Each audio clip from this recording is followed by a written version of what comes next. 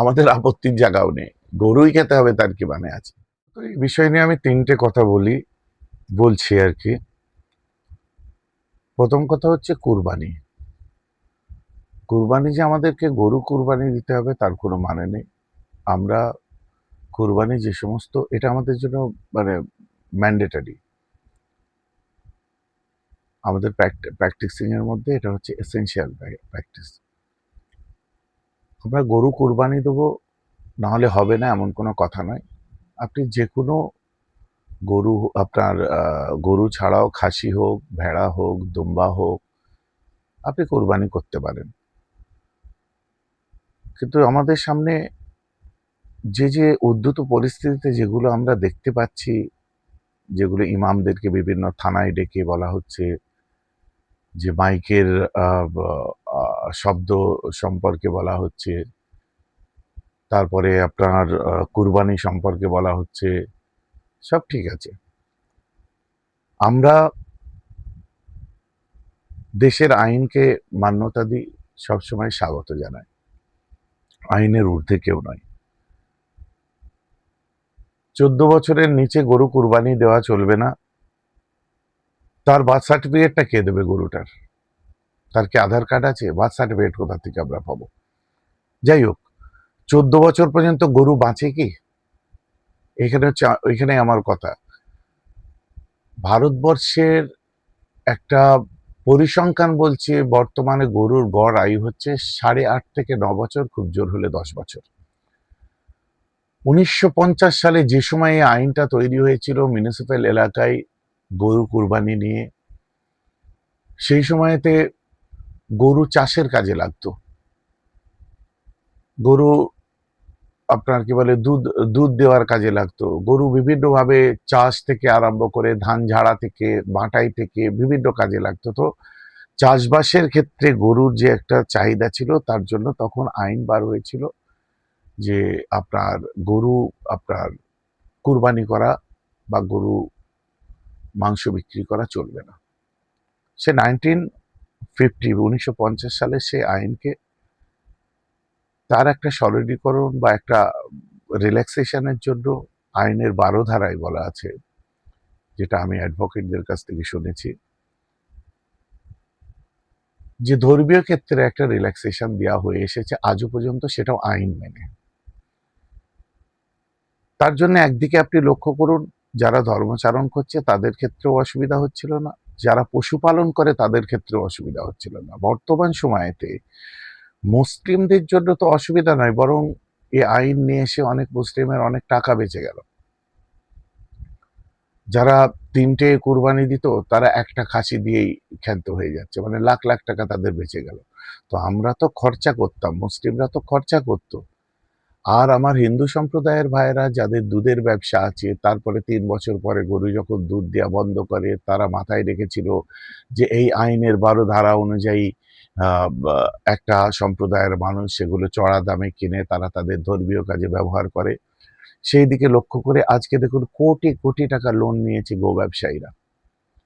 তারা আজকে রেডি হয়ে গেছে, কেউ বলছে আত্মহত্যা করব, কেউ বলছে কেউ একজন মারাও গেছে শুনলাম, যে আমাদের 20 দিন, এই দিন 12-17 কথাবার্তা। গরুর মাংসের দোকান নিয়েও আলোচনা হয়েছে, গরু ব্যবসায়ীদের নিয়েও আলোচনা হয়েছে। অপরদিকে লক্ষ্য করে দেখুন যে আমাদের দেশ কখনো গরুর মাংস রপ্তানিতে প্রথম এসেছে, কখনো দ্বিতীয় হয়েছে, কখনো তৃতীয় হয়েছে। ভারতের বিখ্যাত 10টা যে রপ্তানিকারক কোম্পানি যে ভারতবর্ষের আছে, একটাও মুসলমানের কোম্পানি নয়। হ্যাঁ, নাম আপনি বলতে পারেন আল কাবির, আন্নুর, আল আরাবিয়া, এই সমস্ত আরাবিয়ান এক্সপোর্টার, এইসব নাম বলতে পারেন, কিন্তু এর মালিক দেখুন কেউ মুসলমান নয়। তো ভারতবর্ষে যেখানে আইন করে কোনো জায়গায় কারোর মানে গরিব মানুষ যারা গরু বিক্রি করছে তাদের এই কুরবানির সময় 14 বছরের নিচে গরু কুরবানি দেওয়া হবে না বলে যে গরিবগুলোকে মারা হচ্ছে, আমরা গরু কিনবো না, এখন কি করবে? সেই গরুগুলো সস্তা দামে কিনে নেবে সেই সব রাঘব বোয়ালরা, কিনে তারা সেগুলো স্লটার হাউসে নিয়ে যাবে, নিয়ে যেয়ে বিদেশে রপ্তানি করবে। কোটি কোটি টাকা পিটবে, ইনকাম করবে। তাহলে কি গরিবদের কাছ থেকে ছিনিয়ে নিয়ে পুঁজিপতিদের হাতে তুলে দাও। একদিকে যেমন এরা বিপদে পড়ছে, আমাদের তো কোনো সমস্যাই হয়নি, আমাদের আপত্তির জায়গাও নেই, গরুই খেতে হবে তার কি মানে আছে। আমরা সিদ্ধান্ত নিয়েছি আমরা খাসি কুরবানি দেবো। এখানে আইন মানে যেটা বলা হয়েছে ইমামদেরকে, যে ঈদুল আজহা বা কুরবানির ঈদের দিনে আপনারা কুরবানি করবেন না, মানে ঈদের দিন আপনারা কোরবানি করবেন না। 14 বছরের নিচে গরু এই ঈদুল জুহা আপনারা ঈদের দিনে কোরবানি করবেন না। ঠিক আছে।